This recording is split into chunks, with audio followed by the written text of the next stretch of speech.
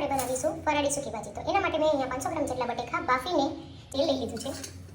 ત્યારબાદ આપણે તેમાં 1 ચમચી જેટલું જીરું ઉમેરીશું, થોડા લીમડાના પાન, હિંગ, આદુ મરચાંની પેસ્ટ, ત્યારબાદ આપણા બટેકા ઉમેરી દઈશું.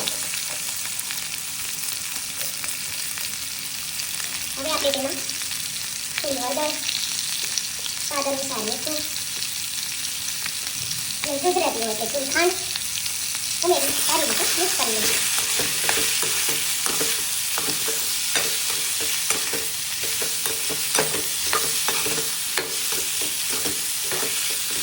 હવે આપણે આમાં લીંબુનો રસ ઉમેરીશું, ત્યારબાદ થોડા શેંગદાણા અને બધું સારી રીતે મિક્સ કરી દઈશું.